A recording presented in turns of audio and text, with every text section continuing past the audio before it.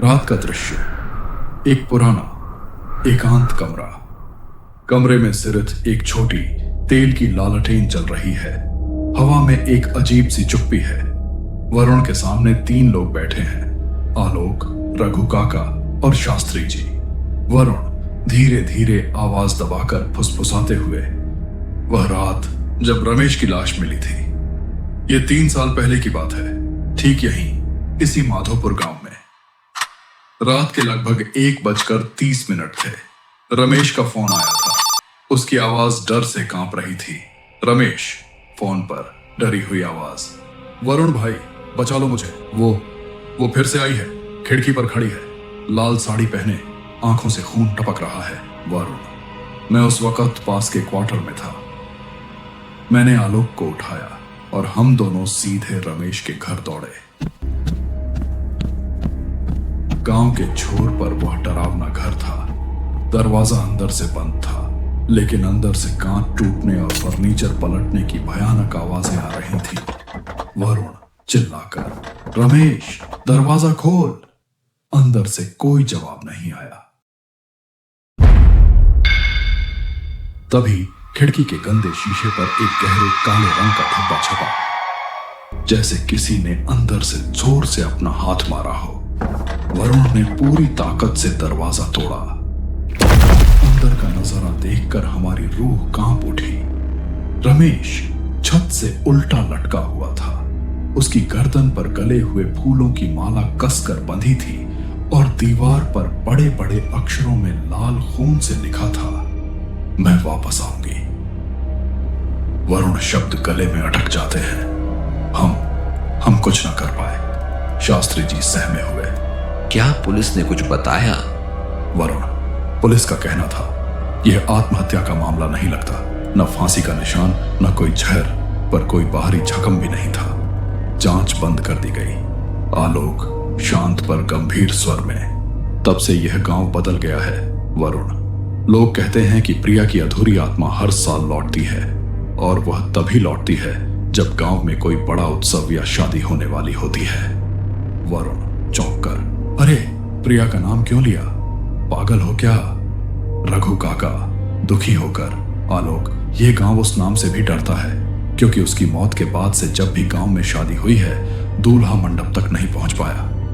आलोक, क्या मतलब? वरुण, 3 साल में 3 दूल्हे अजीब तरीके से बीमार पड़कर गायब हो चुके हैं। सबकी घटनाएं अलग अलग थीं, लेकिन एक बात कॉमन थी। उत्सव के पहले रात वो लाल साड़ी वाली परछाई तीनों को दिखी थी। रघु काका ने उस रात की पूरी सच्चाई बताई। 3 साल पहले प्रिया गांव की सबसे सीधी और खूबसूरत लड़की थी। उसे गांव के ही एक ईमानदार और मेहनती लड़के अंकित से सच्चा प्रेम था। दोनों शादी करना चाहते थे, पर प्रिया के माता पिता को यह रिश्ता मंजूर नहीं था। माता पिता ने शहर के अमीर बिजनेसमैन के बेटे विशाल से उसका रिश्ता तय कर दिया, लेकिन उन्होंने एक भयानक झूठ बोला। उन्होंने अंकित से कहा कि हमारी बेटी अब तुमसे प्यार नहीं करती, हमने उसकी शादी एक अमीर घराने में तय कर दी है। और उन्होंने प्रिया से कहा कि अंकित ने शादी से साफ मना कर दिया है, इसीलिए हम तेरी शादी कहीं और करवा रहे हैं। प्रेम में मिले इस विश्वासघात से टूटकर उसी दिन अंकित ने रस्सी के फंदे से लटक कर आत्महत्या कर ली थी। इसके बाद विशाल के घर वाले बहुत खुश थे, लेकिन शादी से ठीक 1 दिन पहले उन्हें कहीं और से 2 गुनी संपत्ति का वादा मिला। शादी की सुबह जब सभी तैयारियां पूरी हो चुकी थीं, बारात आने की जगह एक छोटा सा टेलीग्राम आया, हम ये शादी नहीं कर सकते, माफ करे। पूरा गांव सन्न रह गया। प्रिया अपनी लाल सुनहरी शादी की पोशाक में सजी धजी अकेली कमरे में बैठी रही। घंटों बीत गए पर बारात नहीं आई। लोग तरह तरह के अपमानजनक ताने मारने लगे। परिवार ने भी सहारा नहीं दिया। पिता और मां दोनों ही अपनी बेटी को अपमानित देख और अपने पाप के बोझ से टूट चुके थे। उस रात जब पूरा गांव सो रहा था, प्रिया ने अपनी शादी की पोशाक पहनी। उसने आईने में खुद को देखा और एक सूखी खतरनाक मुस्कान के साथ फुसफुसाई, जिस प्रेम को मैंने खोया, जिस विश्वास को तोड़ा गया, अब मैं किसी और को भी खुशी से दूल्हा बनने नहीं दूंगी। उसने कमरे में खुद को बंद कर लिया और भारी मात्रा में नींद की गोलियां खाकर अपनी जान दे दी। प्रिया की मौत के केवल 3 दिन के अंदर ही उसके माता पिता शर्म और अपराध बोध से भरकर गांव छोड़कर चुपचाप कहीं दूर चले गए। वे शायद उन तानों और अपनी बेटी को सहारा न दे पाने के बोझ को सह नहीं पाए थे। विशाल के परिवार पर भी कहर टूट गया। विशाल की पत्नी, उसके माता पिता, सबकी अस्वाभाविक तरीके से मौत हो गई, ठीक वैसे ही जैसे रघु काका ने बताया था। उसके बाद गांव में एक एक करके और शादियां होने लगी, लेकिन हर शादी में वही भयानक घटना दोहराई जाती। कोई भी शादी होती तो उसमें दूल्हा या तो गायब हो जाता या उसकी लाश मिलती। उसकी लाश पर चोट के निशान हो या ना हो, लेकिन एक चीज हमेशा एक जैसी होती। उसके गले में एक एक लाल कपड़ा फंसा हुआ होता, जैसे किसी ने उसका गला दबाकर हत्या की हो। उस समय से गांव में शादियां बंद हो गई थी। दहशत इतनी बढ़ गई कि कोई भी परिवार अपने बेटे की शादी की बात नहीं करता था। लेकिन इसी डर के बीच अचानक से एक खबर फैली, सुमन की शादी तय हो गई है। सुमन गांव के सरपंच जगदीश की इकलौती बेटी थी। उसकी सगाई अर्जुन से होने वाली थी। अर्जुन मुंबई से पढ़ा एक इंजीनियर था, जो किसी भी अंधविश्वास पर भरोसा नहीं करता था। शादी की तारीख जैसे जैसे नजदीक आती गई, गांव में तनाव बढ़ता गया। दूल्हे के पिता दिनेश अपनी हठ धर्मिता पर अड़े थे। रघु काका और शास्त्री जी द्वारा मना किए जाने पर भी वह नहीं माने। दिनेश गर्व से छाती तानकर, रघु, शास्त्री जी, तुम दोनों नेक हो, पर तुम पुराने ख्यालों में जी रहे हो। मेरा बेटा अर्जुन पढ़ा लिखा इंजीनियर है। वह इन सब बातों पर विश्वास नहीं करता और मैं भी नहीं करता। यह सब केवल मन का भ्रम है। मैं अपने बेटे की शादी शान से करूंगा और कोई मनगढ़ंत कहानी हमें नहीं रोक सकती। रघु काका और शास्त्री जी निराश लौट गए। शादी से ठीक एक दिन पहले की रात थी। अर्जुन अपने कमरे में बिस्तर पर लेटा था, सोने की कोशिश कर रहा था। रात के ठीक 1 बजे थे। कमरा पूरी तरह शांत था। अचानक अर्जुन को अपने कान के पास पानी टपकने जैसी एक धीमी ठंडी आवाज सुनाई दी। वह आवाज इतनी नजदीक थी कि अर्जुन को लगा जैसे कोई ठीक उसके सिरहाने पर गीले बालों के साथ झुका हुआ हो। अर्जुन का दिल तेजी से धड़कने लगा। उसने हिम्मत करके धीरे से आंखें खोली। ठीक उसके ऊपर हवा में धीरे धीरे घूमती हुई लाल शादी की पोशाक में प्रिया की आत्मा खड़ी थी। आत्मा के चेहरे पर गहरा पानी और मिट्टी लगी थी। उसकी आंखें अंदर धंसी हुई थी। आत्मा के होठों से एक भयानक ठंडी फुसफुसाहट निकली। दूल्हा, मेरा दूल्हा नहीं बना तो मैं तेरी खुशी भी नहीं रहने दूंगी। और अचानक प्रिया की आत्मा जैसे हवा का एक ठंडा झोंका हो, उसके शरीर से गुजर गई। अर्जुन की आंख खुल जाती है। वह पसीने से भीगा हुआ था। अर्जुन तेज सांसें लेते हुए मन ही मन, शुक्र है, यह बस एक बुरा सपना था। तभी उसकी नजर कमरे की सामने वाली दीवार पर गई। दीवार पर लाल खून से बड़े बड़े अक्षरों में लिखा था, मैं कल जरूर आऊंगी।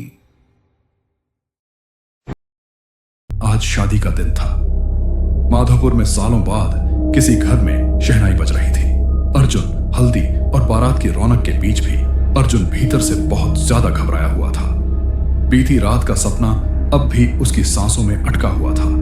मंडप में जयमाला की तैयारी चल रही थी। तभी अचानक मौसम बदल गया। हवा का रुख अस्वाभाविक रूप से बदल गया। तेज हवा चलने लगी, जिससे पंडाल के खंभे हिलने लगे। पंडित जी ने मंत्र पढ़ना बंद कर दिया और अगले ही पल पूरे मंडप में रोशनी बुझ गई। चारों ओर सन्नाटा। सिर्फ तेज हवा की साएं साएं और औरतों की धीमी डरी हुई फुसफुसाहट सुनाई दे रही थी। अंधेरे में कोई लाल साड़ी पहने लंबे गीले बालों वाली आकृति धीरे धीरे मंडप की ओर बढ़ रही थी। उसके हर कदम के साथ जमीन पर पानी टपकने की धीमी आवाज गूंज रही थी। वो जाकर ठीक अर्जुन के सामने रुकी और सबकी सांसें थम गई। वो प्रिया थी। प्रिया धीमे, बहुत ठंडे स्वर में, कहाँ था ना, कोई दूल्हा नहीं बनेगा। अर्जुन पीछे हटने की कोशिश करता है। ठीक उसी क्षण प्रिया वहां प्रकट होती है और अपनी अलौकिक शक्ति से अर्जुन को हवा में उठा देती है। अर्जुन छटपटाता रहता है, जमीन पर उतरने के लिए अथक प्रयास करता है, मगर वह अदृश्य शक्ति उसे नीचे आने नहीं देती। मंडप में चीख पुकार मच जाती है। प्रिया के आतंक से मंडप में बैठा हर शख्स भयभीत होकर भाग खड़ा हुआ। वहां मौजूद सभी लोग उस भयानक दृश्य को असहाय होकर देखते रहे। प्रिया के सामने किसी की हिम्मत नहीं हुई कि वह हस्तक्षेप कर सके। सब बस देख रहे थे। तभी अंधेरे से दो बूढ़ी परछाइयां मंडप की ओर दौड़ती हैं। एक भारी कांपती आवाज गूंजती है, प्रिया, रुक जा बेटी, हमारा बदला इन बेकसूरों से मत ले। प्रिया ठिठक जाती है। उसकी आंखों में हैरानी और दर्द दोनों हैं।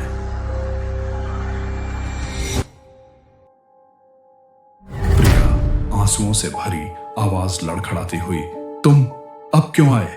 तुमने मेरा सब कुछ छीन लिया।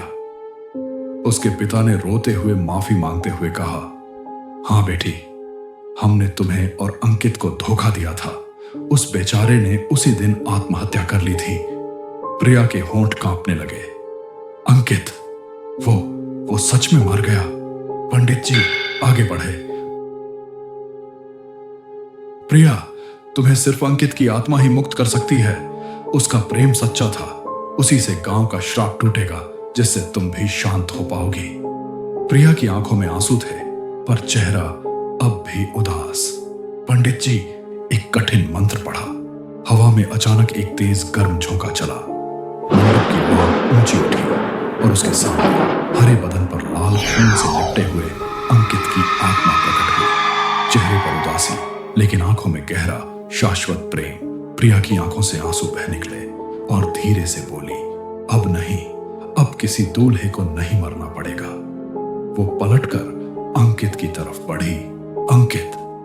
दोनों आत्माएं एक दूसरे के पास आईं और जैसे ही वे मिली, मंडप में चारों ओर एक शांत सफेद रोशनी फैल गई।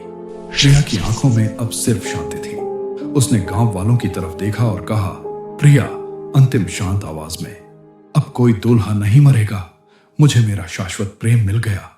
एक पल के लिए मंडप में खुशबू और शांति फैल गई और फिर दोनों आत्माएं उस सफेद रोशनी में समाकर हमेशा के लिए गायब हो गई।